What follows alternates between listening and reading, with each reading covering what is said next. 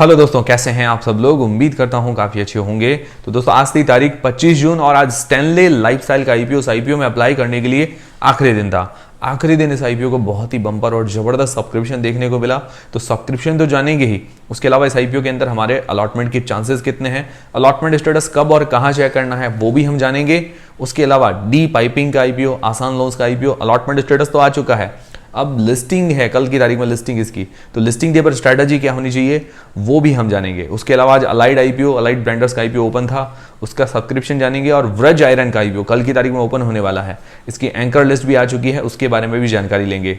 उससे पहले दोस्तों, जिन लोगों ने हमें जो डी पाइपिंग सॉल्यूशंस का आईपीओ है, दूसरा है आसान लोन्स का आईपीओ, उसके अलॉटमेंट स्टेटस के बारे में जिन लोगों ने हमें इंस्टाग्राम पर मैसेज करके बताया था, मैंने आपको कहा भी था कि उनके नाम वीडियोस के अंदर फ्लैश कर दिए जाएंगे।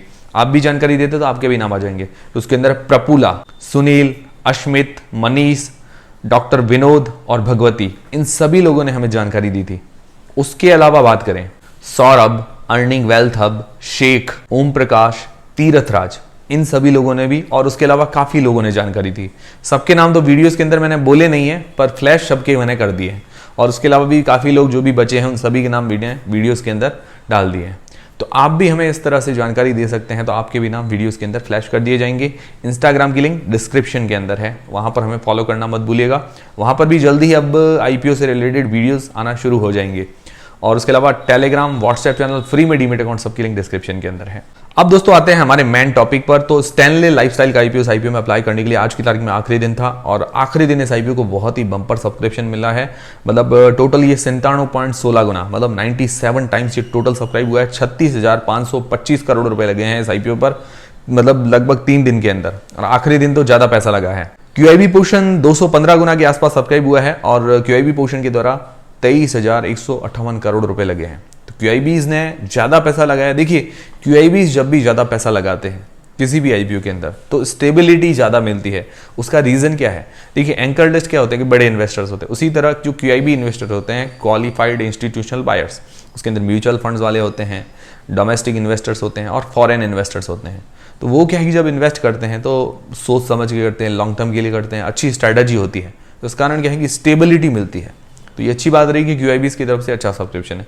फिर एनआईआई पोर्शन भी बहुत बढ़िया सब्सक्राइब हुआ है, 121 गुना के आसपास 9,780 करोड़ रुपए लगे हैं।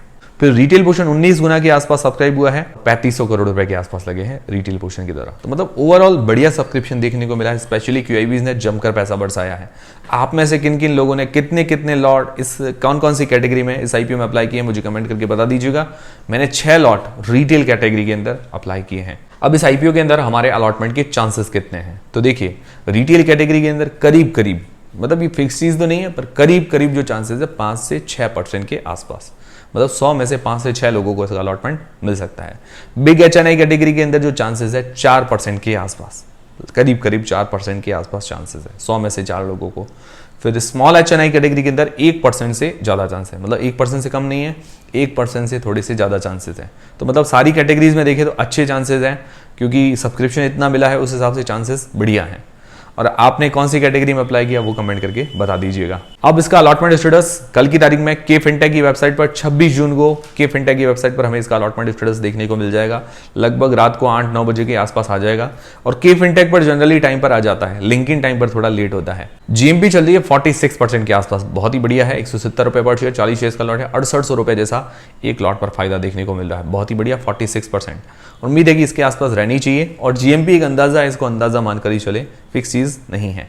फिर दोस्तों बात करें डी पाइपिंग सॉल्यूशंस का आईपीओ और आसान लोन्स का आईपीओ, उसकी लिस्टिंग डे पर स्ट्रैटेजी क्या होनी चाहिए। सबसे पहले डी पाइपिंग का आईपीओ, तो कल 9 बजे मार्केट खुलेगा, 10 बजे इस आईपीओ की लिस्टिंग होगी। कल 26 जून को इस आईपीओ की लिस्टिंग है।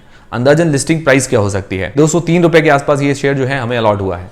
हम अंदाजन इसकी जो जीएमपी मान के चलते हैं 80 से 90 रुपए के बीच में चल रही है। अभी लेटेस्ट बता रहा हूँ, ये फिक्स चीज तो नहीं है, ऊपर नीचे भी हो सकती है, बट अभी फिक्स 80 से 90 रुपए के बीच में है। 87 हम मान के चलते हैं, मतलब एक राउंड फिगर में 87 मान के चलते हैं, तो 290 रुपए के आसपास ये लिस्ट हो सकता है। तो हम अंदाजन रेंज भी मान के चलते हैं, क्योंकि देखिए मार्केट कोई प्रेडिक्ट नहीं कर सकता है, ठीक है। तो रेंज मान के चलते हैं, ऊपर या नीचे कुछ होता है तो 270 से लेकर 320 रुपए के बीच में, 270 से 320 इतनी रेंज दे रहा हूँ, इसके आसपास ये लिस्ट हो सकता है, जिस हिसाब से अभी डिमांड चल रही है। बाकी देखिए मार्केट को मैंने आपको बताया कोई भी प्रेडिक्ट नहीं कर सकता, कुछ भी हो जाए वो अलग चीज़ है, बट डिमांड के हिसाब से अभी लगभग 290 रुपये के आसपास ये लिस्ट होना चाहिए।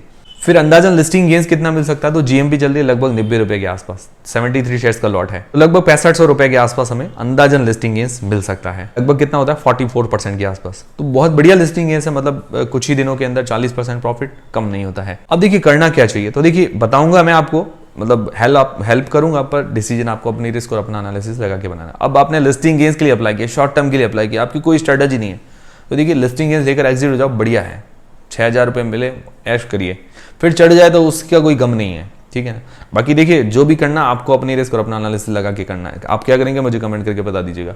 अब जिन लोगों ने लॉन्ग टर्म के लिए अप्लाई किया, भाई सोचा होगा कि भाई लॉन्ग टर्म के लिए अप्लाई करें, हर कोई सोच के ही अप्लाई करता है, बिना सोचे तो कोई नहीं करता है, तो उसके लिए पॉजिटिव्स और नेगेटिव्स दोनों ही बता देता हूँ। पॉजिटिव्स क्या है, पॉजिटिव्स में मुझे इसका सेक्टर बढ़िया लगा, बहुत कम कंपटीशन है, ऑयल एंड गैस के लिए पाइप मैन्युफैक्चर करती है, बड़ी बड़ी फैक्ट्रीज के लिए पाइप मैन्युफैक्चर करती है, मतलब क्रिटिकल काम है, हर कोई इस सेगमेंट के अंदर घुस नहीं सकता इजीली, ठीक है, तो क्रिटिकल काम है और कंपटीशन कम है, ये इसके लिए बढ़िया बात है। 7 मैन्युफैक्चरिंग यूनिट्स है इसकी खुद की, तो ये भी अच्छी बात है कि भाई धंधा चलता है, इसीलिए 7 मैन्युफैक्चरिंग यूनिट्स है, ये काफ़ी अच्छी बात है। फिर नेगेटिव क्या है, तो नेगेटिव थोड़े से ज़्यादा है, तो नेगेटिव में सबसे पहले चीज़ वैल्यूएशन इसकी हाई है, महंगी वैल्यूएशन है। दूसरा फाइनेंशियली और फंडामेंटली वीक कंपनी नज़र आ रही है, मुझे उतार चढ़ाव बहुत ज़्यादा लग रहे हैं इसके फाइनेंशियल्स के अंदर, रेवेन्यू के अंदर, प्रॉफिट के अंदर उतार चढ़ाव थोड़े से ज़्यादा है, और इस कंपनी के डेट भी ज़्यादा है, उधारी ज़्यादा है, ROE ROC कम है, तो ये चीज़ें इसकी नेगेटिव है। अब देखिए सेक्टर इसका बढ़िया है, इस कारण ये थोड़ा सा इसके लिए पॉजिटिव पॉइंट हो जाता है। एंकर लिस्ट भी ठीक आई है, इस कारण भी थोड़ा मजबूती मिली है, QIBs की तरफ से अच्छा सब्सक्रिप्शन मिला है, तो ये सेक्टर की बदौलत और लो कंपटीशन की बदौलत, अगर इस सेक्टर के अंदर बहुत सारी अच्छी कंपनियां और होती, इसको सेक्टर के अंदर कंपटीशन ज़्यादा होता, तो जिस हिसाब से इसके फाइनेंशियल्स हैं तो वो बड़े इन्वेस्टर्स को नहीं पसंद आते। उसका रीज़न है कि कोई भी बड़ा इन्वेस्टर होगा, एंकर इन्वेस्टर होगा या जो भी इंस्टीट्यूशनल इन्वेस्टर्स होगा, वो ऐसी कंपनी में पैसा लगाता है जिसके अंदर रेवेन्यू के अंदर साल दर ऐसी ग्रोथ हो, ऐसा जाए, प्रॉफिट भी ऐसा जाए, तो वो ऐसी कंपनीज को पसंद करते हैं।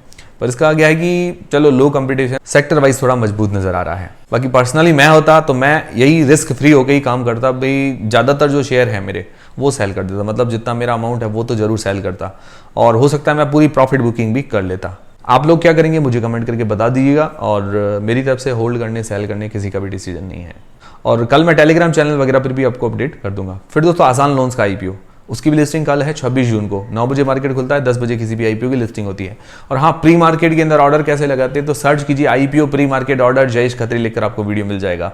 अंदाजन लिस्टिंग प्राइस क्या हो सकती है, तो देखिए पहले इसकी GMP वगैरह बढ़िया चल रही थी, अभी डाउन हुई है काफ़ी, तो 120 रुपये के अंदर ये हमें अलॉट हुआ है, 15 रुपये इसकी GMP, लगभग 15 रुपये के आसपास बता रही है, 135 रुपये के आसपास लिस्ट हो सकता है GMP के अनुसार, बट अगर डिमांड ऊपर नीचे होती है थोड़ी बहुत, मतलब हो भी सकती है, तो 130 से 140 रुपए के आसपास ये लिस्ट होना चाहिए। और बाकी क्या है कि मार्केट कैप छोटा है, बहुत छोटा मार्केट कैप है, इस कारण क्या है कि कुछ भी रिजल्ट संभव है, मतलब थोड़ा बहुत इन्वेस्टमेंट आना कोई बड़ी बात नहीं होगी, ठीक है।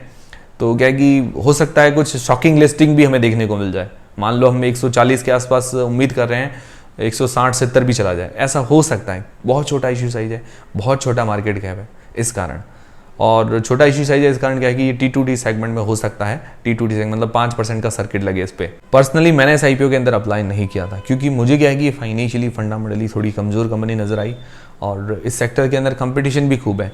उस बेसिस पर देखें तो कंपनी फाइनेंशियली कमजोर है, फंडामेंटली कमजोर है, वैल्यूएशंस भी इतनी अट्रैक्टिव नहीं है, बाकी सारे फैक्टर्स इतने अच्छे नहीं थे, और राजस्थान के अंदर ही फैला हुआ है, और फाइनेंशियल्स के अंदर उतार चढ़ाव बहुत ज़्यादा है, मतलब रेवेन्यू डाउन हुआ है, तो ये कुछ नेगेटिव्स लगे, इस कारण पर्सनली मुझे पसंद नहीं आई।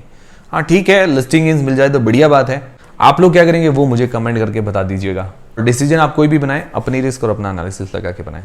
फिर दोस्तों अलाइड ब्लेंडर्स का IPO, इस IPO में अप्लाई करने के लिए पहला दिन था, पहले दिन ही अंडर सब्सक्राइब रहा, 0.58 टाइम्स 0.58 गुना ये टोटल सब्सक्राइब हुआ है पहले दिन, और 603 करोड़ रुपए लगे हैं इस IPO पर पहले ही दिन, और एम्प्लॉय पोर्शन को छोड़कर सारे पोर्शन अभी अंडर सब्सक्राइब है। उम्मीद है कि 1-2 दिन में सब्सक्रिप्शन आना चाहिए। अभी मैंने आपको कहा वेट करना चाहिए, सब्सक्रिप्शन क्या है कि सारा सेंटीमेंट बताता है कि भाई पॉजिटिव सेंटीमेंट है, इसके नेगेटिव है। GMP लगभग 20 से 25% के आसपास चली है, 70 रुपये पर शेयर, 53 शेयर्स का लॉट है, 3710 रुपये जैसा एक लॉट पर फायदा देखने को मिला, 20 से 25% मान सकते हैं अभी तो फिलहाल यही चल रही है। और कल मैं फाइनल डिसीजन का वीडियो भी आपको दे दूंगा। फिर दोस्तों कल 26 जून को व्रज आयरन का आईपीओ होने वाला है, व्रज आयरन एंड स्टील का आईपीओ। इसकी जीएमपी थोड़ी सी बड़ी है, 30% के आसपास, 60 रुपए पर शेयर, 72 शेयर का लॉट है, 4,320 रुपए जैसा एक लॉट पर फायदा देखने को मिल रहा है, लगभग 30% के आसपास। कल सुबह ही आपको रिव्यू मिल जाएगा। एंकर लिस्ट आ चुकी है, 51 करोड़ रुपए एंकर लिस्ट के द्वारा जुटाए गए हैं और एंकर लिस्ट के अंदर कोई भी बड़े एफआईआईज या डीआईएस के नाम शामिल नहीं है। कोई ज्यादा बड़ा म्यूचुअल फंड या एफआईआईज के कहें तो वो शामिल नहीं है। कल मैं डिटेल में डिस्कशन करूंगा इसकी एंकर लिस्ट के बारे में, जब रिव्यू का वीडियो सुबह आपको मिल जाएगा, क्योंकि अभी क्या है कि बहुत ज्यादा आईपीओ है तो टाइम नहीं मिल पाया, इस कारण क्या कि वीडियोस थोड़े लेट आए। तो ज़्यादा टेंशन मत कीजिए, सुबह तक वीडियो आपको मिल जाएगा। तो ये थे सारे आज के अपडेट्स। उम्मीद करता हूँ हमारा वीडियो, हमारी जानकारी आपको काफ़ी हेल्पफुल लगी होगी। हेल्पफुल लगी है तो वीडियो को लाइक जरूर करें, चैनल को सब्सक्राइब करने मिलते हैं दोस्तों अगले वीडियो के अंदर।